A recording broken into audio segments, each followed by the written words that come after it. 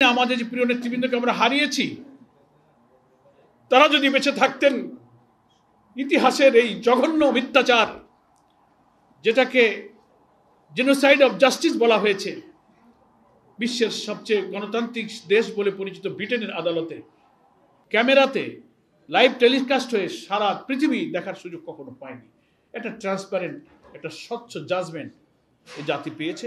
রাষ্ট্র বা সরকার, তার কোনো প্রধান, কোনো কর্তা ব্যক্তি, রাজনৈতিক কোনো বড় নেতা যতই ক্ষমতাবান হোক, তারা যে আইন এবং বিচারের ঊর্ধ্বে নয়, এ রায়ের মধ্যে দিয়ে আজকে সেটি প্রতিষ্ঠিত হল। আজকে বাংলাদেশের রাজনীতি, আইনের শাসন এবং বিচারের ইতিহাসে একটা গুরুত্বপূর্ণ দিন। 2024-এর জুলাই আগস্টের ছাত্র গণ অভ্যুত্থানের যে ঐতিহাসিক রাজনৈতিক পরিবর্তন, আমাদের প্রায় 1400 ছাত্র জনতার জীবন, প্রায় 40,000 ছাত্র জনতার আহত, ক্ষতবিক্ষত, রক্তাক্ত স্মৃতি নিয়ে যারা আজও বেঁচে আছেন, তাদের এই আত্মত্যাগের ঐতিহাসিক অবদানকে আমি শ্রদ্ধার সাথে স্মরণ করছি।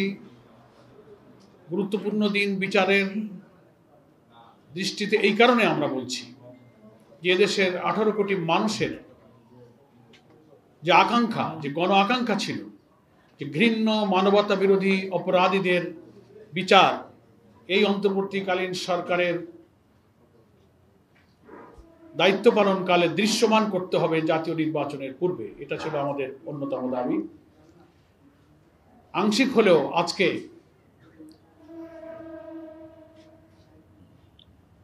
ট্রাইব্যুনালের রায়ের মধ্য দিয়ে সেই জাতির আশাটা কিছুটা পূর্ণ হয়েছে।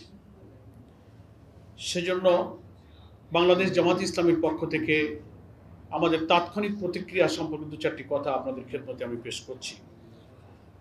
প্রথম কথা হলো, বাংলাদেশের ইতিহাসে অনেক কারণে আজকের দিনটি গুরুত্বপূর্ণ। তার মধ্যে অন্যতম হলো কোনো একজন সরকার প্রধানের সর্বোচ্চ সাজা। এটা বাংলাদেশের ইতিহাসে এই প্রথম। এটা স্মরণীয় হয়ে থাকবে। এবং আপনারা দেখেছেন, আমারও আজকে রায়, দীর্ঘ সময় ধরে যে বিচারকরা রায় পড়েছেন, সেখানে ফুটে উঠেছে যে অপরাধীরা কি পরিমাণ নিষ্ঠুর, ঘৃণ্য, প্রতিহিংসামূলক অপরাধ করেছে। তার পত্রপত্রিকা, অডিও, ভিডিও, তাদের টেলিফোনিক কনভারসেশনের যে সমস্ত তথ্য হুবহু ট্রাইব্যুনালে প্রমাণিত হয়েছে, রায়ের মধ্যে কিন্তু কোট আনকোট সেগুলো পড়ে শোনানো হয়েছে। আমরা বিস্মিত হয়েছি, জাতি বিস্মিত হয়েছে। ফলে আমরা মনে করি এই বিচারের ব্যাপারে কোনো প্রশ্ন তোলার সুযোগ কারো নেই, কারণ বিচার স্বচ্ছ হয়েছে, নিরপেক্ষ হয়েছে, আন্তর্জাতিক মানের হয়েছে। এর আগে মানবতা বিরোধী অপরাধের নামে জামাত ইসলামীর প্রিয় নেতৃবৃন্দের ব্যাপারে যে বিচার হয়েছে ট্রাইব্যুনালে, সেই বিচার নিয়ে শুধু বাংলাদেশ নয়, সারা দুনিয়াতে এটা প্রশ্নবিদ্ধ, আন্তর্জাতিক মানের হয়নি।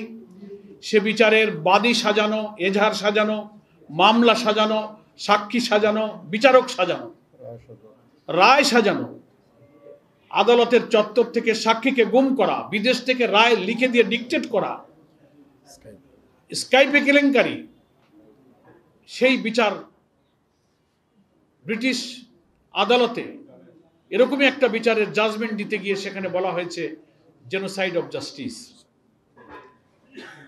আর এই সব মিথ্যা অভিযোগে আমাদের আরেক প্রিয় ভাই, যিনি ইতিহাসের সাক্ষী হয়ে বেঁচে আছেন, আমাদের জননেতা এটিএম আজহারুল ইসলামকে অন্তর্বর্তীকালীন সরকারের এই সময়ে, যে সরকার কোনো রাজনৈতিক পক্ষপাতিত্ব না করে অন্তত আইনের শাসন এবং নিরপেক্ষ বিচারের জন্য চেষ্টা করছে, সেখানে সর্বোচ্চ আদালতে আপিলের রিভিউতে তিনি যে রায়ের মধ্য দিয়ে বেকসুর খালাস পেয়েছেন, সেই রায়েও বলা হয়েছে যে এই সব মামলার অভিযোগের সব ভিত্তিগুলো ছিল রাজনৈতিক উদ্দেশ্য প্রণোদিত। আমরা জানি না আমাদের যে প্রিয় নেতৃবৃন্দকে আমরা হারিয়েছি, তারা যদি বেঁচে থাকতেন, ইতিহাসের এই জঘন্য মিথ্যাচার, যেটাকে জেনোসাইড অফ জাস্টিস বলা হয়েছে বিশ্বের সবচেয়ে গণতান্ত্রিক দেশ বলে পরিচিত ব্রিটেনের আদালতে, কিন্তু আমরা তো সেই নেতৃবৃন্দকে আর ফিরে পাবো না, তাদের উপরে জুলুম করা হয়েছে। সেই বিচার ছিল ইতিহাসের শ্রেষ্ঠ মিথ্যাচার, কিন্তু আজকে যে রায় পাওয়া গেল এই বিচার হচ্ছে যথার্থ, নিরপেক্ষ, স্বচ্ছ এবং প্রশ্নাতীত একটা বিচার এ জাতি পেয়েছে। এবং এই বিচারের মধ্য দিয়ে জাতির কাছে এই জন্য প্রশ্ন নেই যে যতদিন এই ট্রাইব্যুনালে বিচার কাজগুলো হয়েছে, আপনারা দেখেছেন বিচারের চার্জ গঠন, ইভেন বিভিন্ন বিচার কার্যগুলো লাইভ টেলিকাস্ট হয়েছে সবার সামনে। আজকে রায়টা ফুল টাইম পড়ে শোনানো হয়েছে। এদেশে এই ট্রাইব্যুনালের রায় তো এইভাবে কখনো ক্যামেরাতে লাইভ টেলিকাস্ট হয়ে সারা পৃথিবী দেখার সুযোগ কখনো পায়নি। একটা ট্রান্সপারেন্ট, একটা স্বচ্ছ জাজমেন্ট এই জাতি পেয়েছে। তো আমরা মনে করি সোশ্যাল মিডিয়া, গণমাধ্যমে সব কিছু প্রচার করেছে। আজকে আমরা এতটুকু মন্তব্য করব, যাদেরকে নিষ্ঠুরভাবে হত্যা করা হয়েছে, আয়না ঘরে খুন খারাপি করে, ক্রস ফায়ারে বিভিন্নভাবে শেষ করা হয়েছে, পিলখানা, শাপলা চত্বর, আরো বিচার প্রক্রিয়া তো সামনে আছে। এটা প্রথম রায় আমরা পেলাম। সেজন্য আমরা মনে করি সবগুলোরই নিরপেক্ষ স্বচ্ছ বিচার হওয়া উচিত। আজকের রায়ের মধ্য দিয়ে অন্তত ক্ষতিগ্রস্ত পরিবারগুলো, যাদের পিতা হারিয়েছে, স্বামী হারিয়েছে, সন্তান হারিয়েছে, তাদের পূর্ণ ক্ষতির পূরণ হয়তো কোনোদিন হবে না, কিন্তু কিছুটা স্বস্তি তাদের হৃদয়ে এসেছে, একটা সুবিচার তারা দেখতে পেল।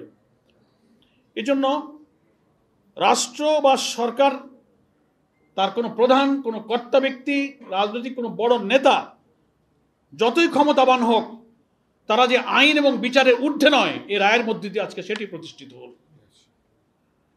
আমি মনে করি ভবিষ্যতে বাংলাদেশের যারা জুডিশিয়ারিতে থাকবেন, ম্যাজিস্ট্রেসিতে থাকবেন, বিচারের এই বিরাট জিম্মাদারি সৃষ্টিকর্তার পক্ষ থেকে মানুষের জীবন মৃত্যুর ফয়সালার মতো দুনিয়ার বিচারের দায়িত্ব যারা গ্রহণ করবেন, এই রায় থেকে এই বিচারকদের, প্রসিকিউশনে যারা ছিলেন, তাদের দৃঢ়তা, সাহসিকতা থেকে শিক্ষা গ্রহণ করা উচিত, যেন আমাদের দেশে আর কখনো বিচারক হোক, প্রশাসক হোক, কেউ যেন ফ্যাসিবাদী না হয়ে ওঠেন, কর্তৃত্ববাদী না হয়ে ওঠেন, অত্যাচারী না হয়ে ওঠেন।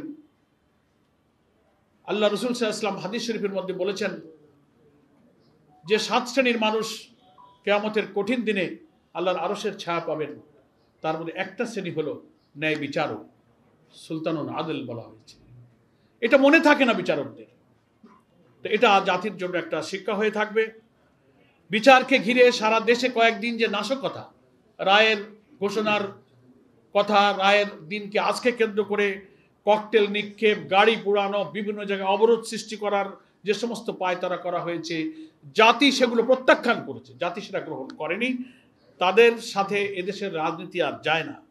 ফলে মৃত্যুদণ্ডপ্রাপ্ত আসামিকে, এখন তো মৃত্যুদণ্ডপ্রাপ্ত যাদের নাম, যাদের রায় হলো, তারা এখন কিন্তু পলাতক।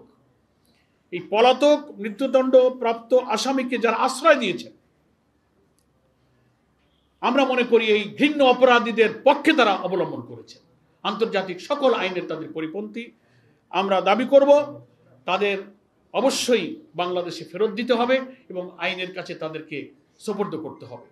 গণতন্ত্রের দাবি করলে, সৎ প্রতিবেশী সুলভ আচরণ দাবি করলে, সৌহার্দ্যপূর্ণ সম্পর্কের দাবিদার প্রতিবেশী হলে, এটি হচ্ছে তার প্রথম দায়িত্ব। একজন পলাতক মৃত্যুদণ্ডপ্রাপ্ত আসামিকে আর বিলম্ব না করে তাকে আইনের কাছে সোপর্দ করা উচিত। সম্মানিত সাংবাদিক বন্ধুগণ, আমরা আর দীর্ঘ বক্তব্য আমরা দিব না। আপনাদের সকলকে ধন্যবাদ জানাই। আপনারা দীর্ঘ সময় ধরে এখানে অপেক্ষা করেছেন। এত বড় মামলার এত দীর্ঘ রায় পড়ে শোনাতে হয়তো আদালতের লম্বা সময় চলে গিয়েছে, আপনারা এখানে ওয়েট করেছেন। আমাদের অনেক নেতৃবৃন্দ এখানে আছেন। আমি আপনাদের সকলকে আবারও বাংলাদেশ জামাত ইসলামীর পক্ষ থেকে মোবারকবাদ জানিয়ে মহান আল্লাহ তাআলার প্রতি কৃতজ্ঞতা জানাই যে এই বঞ্চিত মজলুম জাতি অত্যাচারী শাসকের হাত থেকে রেহাই পেয়েছে। একটা সুবিচারের দৃশ্য অন্তত কিছুটা হলো এই জাতি দেখতে পেল। ভবিষ্যতে যেন এই বাংলাদেশের মানুষ মানবতা, মানুষত্বের একটা সভ্য সমাজ দেখেই যেন আমরা পৃথিবীতে যেতে পারি, পৃথিবী থেকে আমাদের নতুন প্রজন্মের কাছে একটা মানবিক আদর্শিক বাংলাদেশ রেখে যেতে পারি। আল্লাহর কাছে সেই সাহায্য কামনা করে আমি আজকে সংক্ষিপ্ত প্রেস ব্রিফিং এখানেই শেষ করছি। সকলকে ধন্যবাদ।